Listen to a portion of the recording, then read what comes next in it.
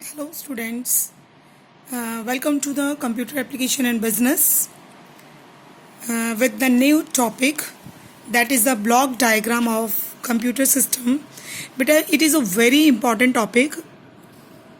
Block diagram ਵਾਲਾ question ਬਹੁਤ ਵਾਰ paper ਦੇ ਵਿੱਚ ਆ ਜਾਂਦਾ ਹੁੰਦਾ ਹੈ ਤਾਂ ਇਹਨੂੰ ਤੁਸੀਂ ਬਿਲਕੁਲ ਧਿਆਨ ਨਾਲ ਸਮਝਣਾ ਹੈ। ਬਲੌਕ ਡਾਇਗਰਾਮ ਕੀ ਮਤਲਬ ਹੈ ਦਾ ਕਿ ਕੰਪਿਊਟਰ ਦੀ ਵਰਕਿੰਗ ਕਿਸ ਤਰ੍ਹਾਂ ਹੁੰਦੀ ਹੈ, ਕੰਪਿਊਟਰ ਕਿਵੇਂ ਕੰਮ ਕਰਦਾ ਹੈ ਔਰ ਉਹਦੇ ਵਿੱਚ ਕਿਹੜੇ ਕਿਹੜੇ ਕੰਪੋਨੈਂਟਸ ਹੈ ਜਿਹੜੇ ਕੰਪਿਊਟਰ ਦੀ ਸਾਰੀ ਵਰਕਿੰਗ ਦੇ ਵਿੱਚ ਹੈਲਪ ਕਰਦੇ ਨੇ। ਠੀਕ ਹੈ, a typical computer system irrespective of its size, class and type consists of the hardware and software integrated and synchronized together to perform the computational or work data processing।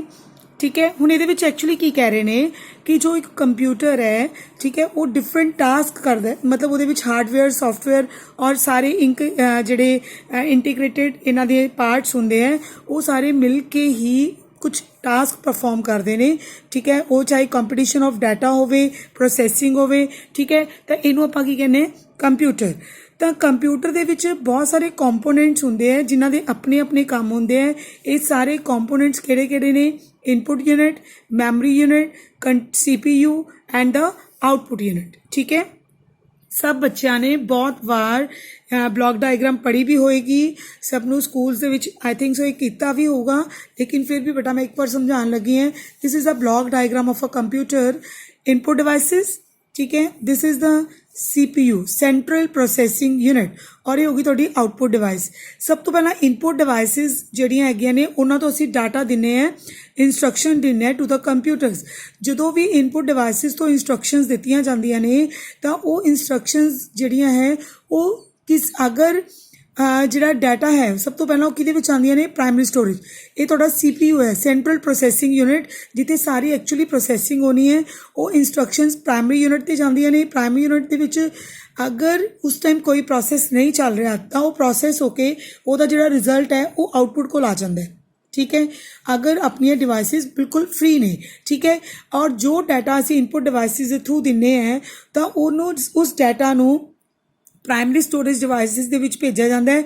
ਲੇਕਿਨ ਅਗਰ ਪਹਿਲਾਂ ਤੋਂ ਹੀ ਕੋਈ ਟਾਸਕ ਚੱਲ ਰਿਹਾ ਹੈ ਤਾਂ ਫਿਰ ਟੈਂਪਰੇਰੀ ਲਈ ਉਹ ਡਾਟਾ ਸੈਕੰਡਰੀ ਸਟੋਰੇਜ ਡਿਵਾਈਸ ਤੱਕ ਵੀ ਜਾ ਸਕਦਾ ਹੈ। ਠੀਕ ਹੈ, ਸੈਕੰਡਰੀ ਸਟੋਰੇਜ ਡਿਵਾਈਸ ਤੋਂ ਵਾਪਸ ਡਾਟਾ ਪ੍ਰਾਇਮਰੀ ਸਟੋਰੇਜ 'ਤੇ ਆਇਆ ਔਰ ਉਸ ਤੋਂ ਬਾਅਦ ਕੰਟਰੋਲ ਯੂਨਿਟ ਦੇ ਥਰੂ ਉਹਦੀ ਪ੍ਰੋਸੈਸਿੰਗ ਹੋਈ। ਪ੍ਰੋਸੈਸਿੰਗ ਹੋਣ ਤੋਂ ਬਾਅਦ ਫਿਰ ਉਹ ਡਾਟਾ ਜਿਹੜਾ ਹੈ ਆਪਣੇ ਕੋਲ ਕਿੱਥੇ ਜਾਂਦਾ ਹੈ? ਆਊਟਪੁੱਟ ਯੂਨਿਟ 'ਤੇ। ਮੀਨਸ ਕਿ ਸਾਰੇ ਮਿਲ ਕੇ ਕੰਮ ਕਰਦੇ ਨੇ। ਅਗਰ ਕਿਸੇ ਟਾਈਮ ਆਊਟਪੁੱਟ ਯੂਨਿਟ ਫ੍ਰੀ ਨਹੀਂ ਹੈ ਤਾਂ ਵੀ ਰਿਜ਼ਲਟ ਤਿਆਰ ਹੋਣ ਤੋਂ ਬਾਅਦ ਫਰਦਰ ਕੁਝ ਟਾਈਮ ਦੇ ਲਈ ਸਟੋਰੇਜ ਡਿਵਾਈਸ ਦੇ ਵਿੱਚ ਰਹੇਗਾ ਔਰ ਜਦੋਂ ਹੀ ਆਊਟਪੁੱਟ ਯੂਨਿਟ ਫ੍ਰੀ ਹੋ ਜਾਂਦੀ ਹੈ ਤਾਂ ਫਿਰ ਡਾਟਾ ਵਾਪਸ ਆਊਟਪੁੱਟ ਯੂਨਿਟ ਕੋਲ ਚਲਾ ਜਾਂਦਾ ਹੈ। ਠੀਕ ਹੈ, ਇਸ ਤਰ੍ਹਾਂ ਇਹਨਾਂ ਦੀ ਵਰਕਿੰਗ ਜਿਹੜੀ ਹੈ ਉਹ ਕੰਮ ਕਰਦੀ ਹੈ। ਔਰ ਉਸ ਤੋਂ ਬਾਅਦ ਇਹਦੇ ਵਿੱਚ ਜਿਹੜੇ ਡਿਫਰੈਂਟ ਕੰਪੋਨੈਂਟਸ ਆਉਂਦੇ ਨੇ, first is the input unit. ਹੁਣ ਬੇਟਾ ਇਨਪੁਟ ਯੂਨਿਟ ਤੁਹਾਨੂੰ ਸਾਰਿਆਂ ਨੂੰ ਪਤਾ ਹੈ ਕਿ ਜਿਹਦੇ ਥਰੂ ਕੰਪਿਊਟਰਸ ਨੂੰ ਅਸੀਂ ਮਤਲਬ ਯੂਜ਼ਰ ਇੰਸਟਰਕਸ਼ਨਸ ਦਿੰਦਾ, that is called the input unit. ਔਰ ਇਨਪੁਟ ਯੂਨਿਟ ਦੇ ਵਿੱਚ ਕੀਬੋਰਡ, ਮਾਊਸ, ਸਕੈਨਰ, ਇਹ ਆਪਣੇ ਜੋਇਸਟਿਕ, ਇਹ ਆਪਣੇ ਮੇਨ ਇਨਪੁਟ ਯੂਨਿਟਸ ਨੇ ਜਿਨ੍ਹਾਂ ਦੇ ਥਰੂ ਅਸੀਂ ਕੰਪਿਊਟਰ ਨੂੰ ਇੰਸਟਰਕਸ਼ਨਸ ਦਿੰਦੇ ਹਾਂ ਕਿ ਉਹਨੇ ਕੀ ਵਰਕ ਪਰਫਾਰਮ ਕਰਨਾ ਹੈ। ਠੀਕ ਹੈ, ਔਰ ਵੈਸੇ ਬੇਸਿਕਲੀ ਇਨਪੁਟ ਯੂਨਿਟ ਦੇ ਮੇਨ ਕੰਮ ਕੀ ਹੁੰਦੇ ਹੈ?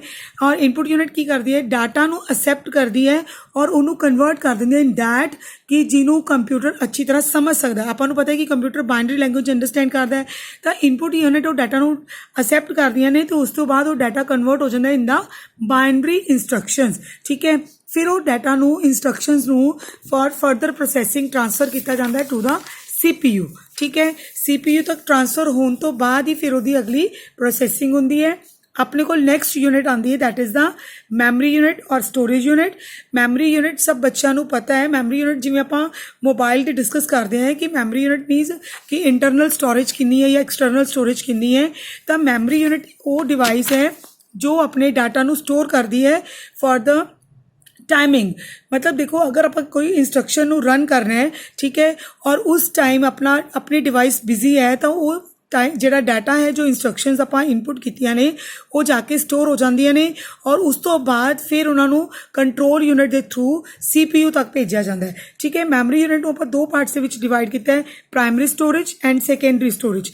ਪ੍ਰਾਇਮਰੀ ਸਟੋਰੇਜ ਉਹ ਸਟੋਰੇਜ ਹੈ ਜੋ ਡਿਵਾਈਸ ਦੀ ਇੰਟਰਨਲ ਸਟੋਰੇਜ ਕਹੀ ਜਾਂਦੀ ਹੈ, ਜਿਹਨੂੰ ਡਿਵਾਈਸ ਦੀ ਇੰਟਰਨਲ ਸਟੋਰੇਜ ਕਿਹਾ ਜਾਂਦਾ ਹੈ। ਠੀਕ ਹੈ, ਔਰ ਇਹ ਜਿਹੜੀ ਸਟੋਰੇਜ ਹੈ ਉਹ as compare to secondary storage low ਹੁੰਦੀ ਹੈ, ਔਰ ਇਹਦੇ ਵਿੱਚ ਜਿਹੜਾ ਡਾਟਾ ਹੈ ਉਹ ਟੈਂਪਰੇਰੀ ਬੇਸਿਸ ਤੇ ਸਟੋਰ ਹੁੰਦਾ ਹੈ। ਜਦੋਂ ਵੀ ਅਸੀਂ ਆਪਣੀ ਡਿਵਾਈਸ ਨੂੰ ਆਫ ਕਰ ਦਿੰਦੇ ਹਾਂ ਤਾਂ ਉਹ ਸਾਰਾ ਡਾਟਾ ਜਿਹੜਾ ਹੈ ਉਹ ਡਿਸਟਰੋਏ ਹੋ ਜਾਂਦਾ ਹੈ। ਠੀਕ ਹੈ, ਔਰ ਇਹਦੇ ਵਿੱਚ ਮਤਲਬ ਜੋ ਡਾਟਾ ਸਟੋਰ ਹੁੰਦਾ ਹੈ ਉਹਨੂੰ ਲੋਕੇਟ ਕਰਨਾ ਈਜ਼ੀ ਹੁੰਦਾ, because each location in the storage has a unique number. ਹਰ ਇੱਕ ਦਾ ਇੱਕ ਯੂਨੀਕ ਨੰਬਰ ਹੁੰਦਾ ਜਿਹਦੇ ਥਰੂ ਉਸਨੂੰ ਡਿਟੈਕਟ ਕਰਨਾ ਬਹੁਤ ਈਜ਼ੀ ਹੋ ਜਾਂਦਾ ਹੈ। ਪ੍ਰਾਇਮਰੀ ਸਟੋਰੇਜ ਫਾਸਟ ਹੁੰਦੀ ਹੈ, ਠੀਕ ਹੈ, but it is costly as compared to the secondary storage. Primary storage ਦੇ 4 further parts ਨੇ: RAM, random access memory, ROM, read only memory, cache memory and the virtual memory, ਜਿਹਨੂੰ ਆਪਾਂ further detail ਦੇ ਵਿੱਚ ਪੜਾਂਗੇ। ਠੀਕ ਹੈ, ਸੈਕੰਡਰੀ ਸਟੋਰੇਜ ਡਿਵਾਈਸਿਸ ਸਾਰਿਆਂ ਨੂੰ ਪਤਾ ਹੈ ਕਿ ਜਿਹੜੀ ਆਪਾਂ ਡਿਵਾਈਸ ਤੋਂ ਇਲਾਵਾ ਐਕਸਟਰਾ ਜਿਹੜੀ ਆਪਾਂ ਸਟੋਰੇਜ ਲਗਾਉਂਦੇ ਹਾਂ ਉਹਨੂੰ ਸੈਕੰਡਰੀ ਸਟੋਰੇਜ ਡਿਵਾਈਸ ਕਿਹਾ ਜਾਂਦਾ ਹੈ। ਔਰ ਜੋ ਵੀ data and instruction in the primary storage are temporary nature ਦੀਆਂ ਹੁੰਦੀਆਂ, ਜਿਵੇਂ ਮੈਂ ਤੁਹਾਨੂੰ ਪਹਿਲਾਂ ਵੀ ਦੱਸਿਆ ਕਿ ਜਦੋਂ ਹੀ ਅਸੀਂ ਸਵਿਚ ਆਫ ਕਰਦੇ ਹਾਂ ਤਾਂ ਉਹ ਸਾਰਾ ਡਾਟਾ ਜਿਹੜਾ ਉਹ ਡਿਸਟਰੋਏ ਹੋ ਜਾਂਦਾ ਹੈ।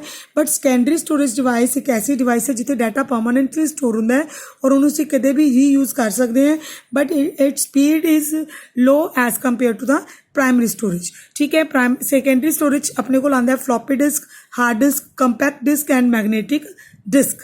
ਠੀਕ ਹੈ, ਨੈਕਸਟ ਯੂਨਿਟ ਤੁਹਾਡੇ ਕੋਲ ਆਉਂਦੀ ਹੈ ਸੈਂਟਰਲ ਪ੍ਰੋਸੈਸਿੰਗ ਯੂਨਿਟ, ਜਿਹਨੂੰ ਅਸੀਂ CPU ਕਹਿੰਦੇ ਹਾਂ। ਸੈਂਟਰਲ ਪ੍ਰੋਸੈਸਿੰਗ ਯੂਨਿਟ ਬਚਪਨ ਤੋਂ ਹੀ ਤੁਸੀਂ ਪੜ੍ਹਦੇ ਆ ਰਹੇ ਹੋ, ਜਿਹਨੂੰ ਬ੍ਰੇਨ ਆਫ ਦਾ ਕੰਪਿਊਟਰ ਕਿਹਾ ਜਾਂਦਾ ਹੈ, ਬਿਕੋਜ਼ ਸਾਰੀਆਂ ਕੈਲਕੂਲੇਸ਼ਨ, ਸਾਰੀਆਂ ਜਿੰਨੀਆਂ ਵੀ ਪ੍ਰੋਸੈਸਿੰਗਸ ਆ ਉਹ ਸਾਰੀਆਂ CPU ਦੇ ਵਿੱਚ ਹੁੰਦੀਆਂ ਨੇ, ਕਿਉਂਕਿ ਜਦੋਂ ਇਨਪੁਟ ਡਿਵਾਈਸਿਸ ਇੰਸਟਰਕਸ਼ਨਸ ਦਿੰਦਾ ਹੈ ਤਾਂ ਸਟੋਰੇਜ ਡਿਵਾਈਸ ਤੋਂ ਬਾਅਦ ਡਾਟਾ CPU ਕੋਲ ਹੀ ਜਾਂਦਾ ਹੈ ਤੇ CPU ਹੀ ਉਸ ਡਾਟਾ ਨੂੰ ਪ੍ਰੋਸੈਸ ਕਰਕੇ ਉਹਦਾ ਰਿਜ਼ਲਟ ਤਿਆਰ ਕਰਕੇ ਉਹਨੂੰ ਆਊਟਪੁੱਟ ਯੂਨਿਟ ਤੱਕ ਭੇਜਦਾ ਹੈ। ਠੀਕ ਹੈ, ਤਾਂ CPU ਦੇ ਵਿੱਚ ਜਿਹੜਾ ਹੈਗਾ ਡਾਟਾ ਆਪਾਂ ਨੂੰ ਰਿਸੀਵ ਹੁੰਦਾ ਹੈ, ਉਹ ਡਾਟਾ ਜਦੋਂ ਤੱਕ ਅਗਰ ਕੋਈ ਪਹਿਲਾਂ ਟਾਸਕ ਚੱਲ ਰਿਹਾ ਉਹ ਚੱਲਦਾ ਰਹੇਗਾ, ਉਸ ਤੋਂ ਬਾਅਦ ਨੈਕਸਟ ਜਿਹੜੀ ਟਾਸਕ ਹੈ ਉਹ ਪਰਫਾਰਮ ਹੁੰਦੀ ਹੈ ਔਰ ਉਹਦਾ ਰਿਜ਼ਲਟ ਤਿਆਰ ਹੁੰਦਾ ਹੈ। CPU there exists a temporary storage location known as a register। ਇਹਦੇ ਵਿੱਚ ਟੈਂਪਰੇਰੀ ਸਟੋਰੇਜ ਲੋਕੇਸ਼ਨਸ ਹੁੰਦੀਆਂ ਨੇ ਜਿਨ੍ਹਾਂ ਨੂੰ ਰਜਿਸਟਰਸ ਕਿਹਾ ਜਾਂਦਾ ਹੈ। ਠੀਕ ਹੈ, ਔਰ ਇਹ registers are being used for the faster data supply to the processor, ਕਿਉਂਕਿ ਜਿਹੜਾ ਪ੍ਰੋਸੈਸਰ ਆ ਉਹਨੂੰ ਕੰਟੀਨਿਊ ਡਾਟਾ ਸਪਲਾਈ ਚਾਹੀਦੀ ਹੁੰਦੀ ਹੈ, ਤਾਂ ਇਹ ਰਜਿਸਟਰਸ ਡਾਟਾ ਨੂੰ ਰਿਕੁਆਇਰਡ ਡਾਟਾ ਨੂੰ ਆਪਣੇ ਕੋਲ ਰੱਖਦੇ ਨੇ ਔਰ ਉਹਨਾਂ ਨੂੰ ਵੈਰੀ ਫਾਸਟਲੀ ਪ੍ਰੋਸੈਸਰ ਨੂੰ ਸਪਲਾਈ ਕਰਦੇ ਨੇ। ਠੀਕ ਹੈ, ਔਰ ਇਹਦੇ ਵਿੱਚ ਜਿਹੜਾ ਹੈ CPU ਨੂੰ ਅੱਗੇ 2 ਪਾਰਟਸ ਦੇ ਵਿੱਚ ਵੰਡਿਆ ਗਿਆ, control unit and the arithmetic logic unit.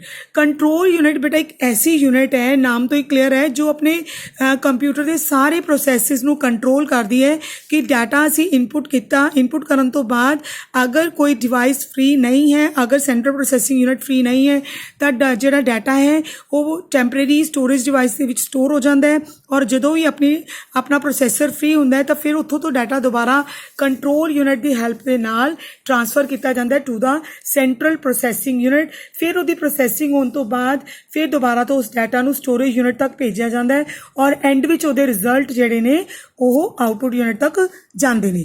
ਠੀਕ ਹੈ, ਔਰ ALU ਅਰਥਮੈਟਿਕ ਲੌਜਿਕ ਯੂਨਿਟ ਜਿਹਦੇ ਵਿੱਚ ਸਾਰੀਆਂ ਕੈਲਕੂਲੇਸ਼ਨਸ ਹੁੰਦੀਆਂ ਨੇ, ਸਾਰੀਆਂ ਲੌਜੀਕਲ ਐਂਡ ਅਰਥਮੈਟਿਕ ਕੈਲਕੂਲੇਸ਼ਨਸ ਇਹਦੇ ਵਿੱਚ ਕੀਤੀਆਂ ਜਾਂਦੀਆਂ ਨੇ। ਅਰਥਮੈਟਿਕ ਲੌਜਿਕ ਯੂਨਿਟ ਨੂੰ ਵੀ ਅੱਗੇ ਫਰਦਰ 2 ਪਾਰਟਸ ਦੇ ਵਿੱਚ ਵੰਡਿਆ ਗਿਆ ਹੈ, AU and LU। AU means arithmetic unit ਔਰ LU means logical unit. Logical unit ਸਾਰੇ ਲੌਜੀਕਲ ਡਿਸੀਜਨਸ ਲੈਂਦੀ ਹੈ ਔਰ ਅਰਥਮੈਟਿਕ ਯੂਨਿਟ ਜਿਹੜੀ ਹੈ ਸਾਰੇ ਅਰਥਮੈਟਿਕ ਕੈਲਕੂਲੇਸ਼ਨਸ ਕਰਦੀਆਂ ਨੇ। ਜਿੰਨੇ ਵੀ ਤਰ੍ਹਾਂ ਦਾ ਸਾਰਾ ਪ੍ਰੋਸੈਸ ਵਰਕ ਹੈ ਉਹ ਇਹਨਾਂ ਯੂਨਿਟਸ ਦੇ ਵਿੱਚ ਹੀ ਕੀਤਾ ਜਾਂਦਾ ਹੈ ਔਰ ਇਹਦੇ ਜੋ ਰਿਜ਼ਲਟਸ ਤਿਆਰ ਹੁੰਦੇ ਨੇ ਫਿਰ ਉਹਨਾਂ ਨੂੰ ਟੈਂਪਰੇਰੀ ਪ੍ਰਾਇਮਰੀ ਮੈਮਰੀ ਜਾਂ ਸੈਕੰਡਰੀ ਮੈਮਰੀ ਦੇ ਵਿੱਚ ਸੈਂਡ ਕੀਤਾ ਜਾਂਦਾ ਹੈ, ਜਿੱਥੋਂ ਆਪਣੀ ਆਊਟਪੁੱਟ ਯੂਨਿਟ ਕੰਮ ਲੈਂਦੀ ਹੈ। ਆਊਟਪੁੱਟ ਯੂਨਿਟ ਹੁਣ ਤੁਹਾਡੇ ਕੀ ਹੁੰਦੀਆਂ ਨੇ, ਜਿੱਥੋਂ ਅਸੀਂ ਰਿਜ਼ਲਟਸ ਦੇਖ ਸਕਦੇ ਹਾਂ, ਮੋਨੀਟਰ, ਪ੍ਰਿੰਟਰ, ਠੀਕ ਹੈ, speakers, these all are the output units. Output units ਦੇ ਕੋਲ ਅਗਰ ਦੇਖੋ ਬੇਟਾ ਜੋ ਤੁਹਾਡੇ ਰਿਜ਼ਲਟ ਤਿਆਰ ਹੋਏ ਨੇ ਉਹ ਬਾਈਨਰੀ ਵਿੱਚ ਤਿਆਰ ਹੋਏ ਨੇ, ਜੋ ਕਿ ਯੂਜ਼ਰ ਅੰਡਰਸਟੈਂਡੇਬਲ ਨਹੀਂ ਹੁੰਦੇ, ਤਾਂ ਉਹਨਾਂ ਨੂੰ ਰੀਕਨਵਰਟ ਕਰਕੇ ਸਿੰਪਲ ਯੂਜ਼ਰਸ ਅੰਡਰਸਟੈਂਡਿੰਗ ਲੈਂਗੁਏਜ ਦੇ ਵਿੱਚ ਕਨਵਰਟ ਕੀਤਾ ਜਾਂਦਾ ਹੈ ਔਰ ਫਿਰ ਉਹਨਾਂ ਨੂੰ ਆਊਟਪੁੱਟ ਡਿਵਾਈਸਿਸ ਦੇ ਥਰੂ ਯੂਜ਼ਰ ਤੱਕ ਪਹੁੰਚਾਇਆ ਜਾਂਦਾ ਹੈ। ਤਾਂ ਇਹਨਾਂ ਦਾ ਮੇਨ ਕੰਮ ਹੁੰਦਾ ਹੈ ਕਿ ਡਾਟਾ ਨੂੰ ਬਾਈਨਰੀ ਫਾਰਮ ਤੋਂ ਅਸੈਪਟ ਕਰਕੇ ਦੁਬਾਰਾ ਤੋਂ ਕੋਡ ਕਰਕੇ ਹਿਊਮਨ ਅਸੈਪਟੇਬਲ ਲੈਂਗੁਏਜ ਦੇ ਵਿੱਚ ਕਨਵਰਟ ਕਰਨਾ ਔਰ ਫਾਈਨਲੀ ਇਸ ਡਾਟਾ ਨੂੰ, ਇਸ ਰਿਜ਼ਲਟ ਨੂੰ ਜਿਹੜੇ ਯੂਜ਼ਰ ਹੈ ਉਹਨਾਂ ਤੱਕ ਪਹੁੰਚਾਉਣਾ। ਠੀਕ ਹੈ ਬੇਟਾ, ਇਹ ਸੀਗੇ ਤੁਹਾਡੇ ਪੂਰੀ ਬਲੌਕ ਡਾਇਗਰਾਮ ਆਫ ਕੰਪਿਊਟਰ। ਠੀਕ ਹੈ, ਔਰ ਇਸ ਤੋਂ ਬਾਅਦ ਬੱਚੇ ਆਪਾਂ ਕਰਾਂਗੇ ਹੁਣ ਨੈਕਸਟ ਟੌਪਿਕ, ਜਿਹੜੇ ਡਿਫਰੈਂਸਿਸ ਹੈ ਉਹ ਮੈਂ ਨੈਕਸਟ ਵੀਡੀਓ 'ਚ ਤੁਹਾਨੂੰ ਸੈਂਡ ਕਰਾਂਗੀ। ਠੀਕ ਹੈ ਬੇਟਾ, ਟੇਕ ਕੇਅਰ।